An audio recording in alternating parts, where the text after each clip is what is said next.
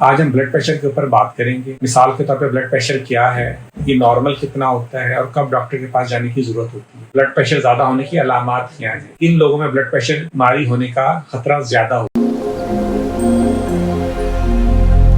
मेरा नाम professor doctor Tahir Sadiq है। मैं लाहौर जनरल हॉस्पिटल में मेडिकल यूनिट 3 को हेड कर रहा हूँ। आज हम ब्लड प्रेशर के ऊपर बात करेंगे। मिसाल के तौर पे ब्लड प्रेशर क्या है, ये नॉर्मल कितना होता है और कब डॉक्टर के पास जाने की जरूरत होती है। तो अगर मैं डिफाइन करूँ तो ब्लड प्रेशर क्या है, जो हमारा हार्ट है वो कॉन्ट्रैक्ट करता है तो जो ब्लड है वो पंप आउट होता है हार्ट से बाहर खून की नालियों में, और उसकी वजह से जो प्रेशर खून की नालियों पे पड़ता है उसको ब्लड प्रेशर कहते हैं। अगला कि नॉर्मल कितना होता है, तो JNC 7 जो है जॉइंट नेशनल कमेटी, उसने इसको डिफाइन किया था 2004 में और 2014 में इसको वैलिडेट किया गया। उसके मुताबिक जो ऊपर वाला ब्लड प्रेशर जिसे सिस्टोलिक ब्लड प्रेशर कहते हैं वो 120 से कम होना चाहिए, और जो नीचे वाला ब्लड प्रेशर है जिसको डायस्टोलिक ब्लड प्रेशर कहती हैं वो 80 से नीचे होना चाहिए। ये नॉर्मल ब्लड प्रेशर। फिर इसके बाद होता है अपर नॉर्मल। अपर नॉर्मल से मुराद ये अगर ब्लड प्रेशर 120 से लेके 129 तक आए तो हम इसे कहेंगे अपर नॉर्मल। और जो डायस्टोलिक ब्लड प्रेशर है वो अगर 80 से लेके 89 तक आए तो हमसे अपर नॉर्मल कहेंगे, या इसे प्री हाइपरटेंसिव भी कहा जाता है इन पेशेंट्स में। उसके बाद इसकी 2 स्टेजेस हैं, स्टेज 1 एंड स्टेज 2। स्टेज 1 का मतलब है कि ब्लड प्रेशर 140 से लेके 159 तक, 159 तक ऊपर वाला सिस्टोलिक ब्लड प्रेशर हो और नीचे वाला 90 से लेके 99 तक हो, तो इसका हम कहते हैं स्टेज 1 हाइपरटेंशन। जो स्टेज 2 हाइपरटेंशन है उसमें ब्लड प्रेशर 160 से ज्यादा होना चाहिए, ऊपर वाला सिस्टोलिक ब्लड प्रेशर, और नीचे वाला 100 से ज्यादा होना चाहिए, तो इसको हम कहते हैं स्टेज 2 हाइपरटेंशन।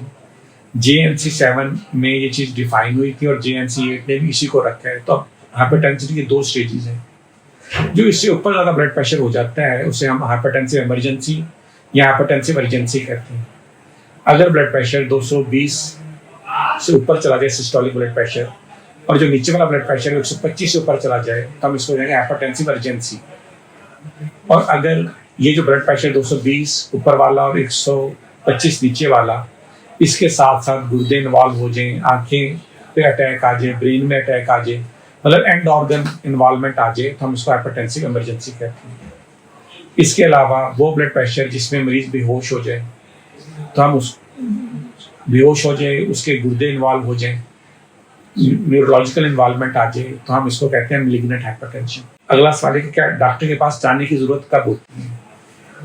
जो ब्लड प्रेशर है, ये कुछ फैमिलीज हैं उनमें ब्लड प्रेशर होता है।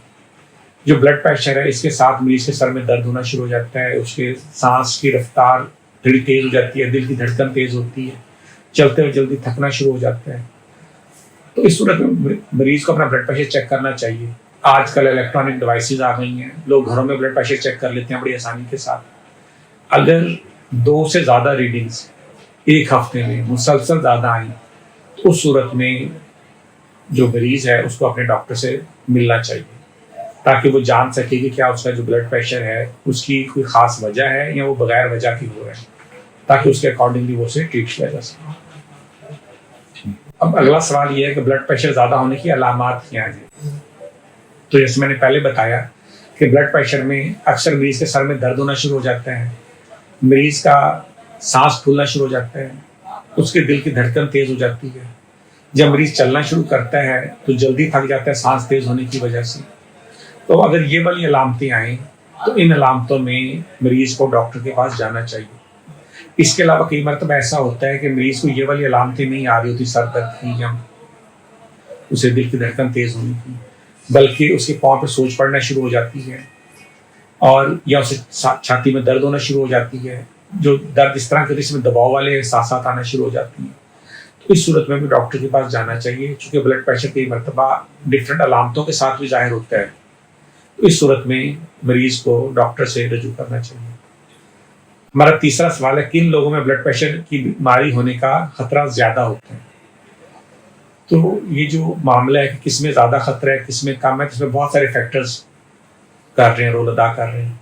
जिसमें जेनेटिक फैक्टर है, जिसमें एनवायरमेंटल फैक्टर है, जिसमें एथनिसिटी है, जिसमें मोटापा है, जिसमें ये जो मुमाने हमल गोलियां कॉन्ट्रासेप्टिव पिल ली जाती हैं, इसमें ब्लड प्रेशर होने का चांस ज़्यादा होता है। स्मोकिंग में ज़्यादा चांस बढ़ जाता है, अगर जिस्म में कोलेस्ट्रॉल की मिकदार ज़्यादा हो तो बढ़ जाता है। अगर थायराइड ग्लैंड ज़्यादा काम कर रहा हो तो तब हाइपरथायराइडिज्म में ब्लड प्रेशर बढ़ जाता है। स्ट्रेस में, एंजाइटी में ज़्यादा बढ़ जाता है। सेडेंटरी लाइफस्टाइल में ज़्यादा बढ़ जाता है। इसके अलावा कुछ ग़िज़ाएँ ऐसी हैं जैसे अजीनोमोटो साल्ट है, ज़्यादा चिकनाई वाली ग़िज़ाएँ हैं, जो लोग ये इस्तेमाल ज़्यादा बहुतात में करते हैं उनमें ये वाला मामला बढ़ जाता है। तो ये वो रिस्क फैक्टर हैं जिसमें ब्लड प्रेशर बढ़ने के चांस ज़्यादा होते हैं। उम्मीद है आज की सेल्फ टॉक ने आपके नॉलेज में इजाफा किया होगा। इसको अपने प्यारों तक शेयर करें और एक सेहतमंद माशरा बनाने में हमारी मदद करें। बहुत शुक्रिया। अल्लाह हाफ़िज़।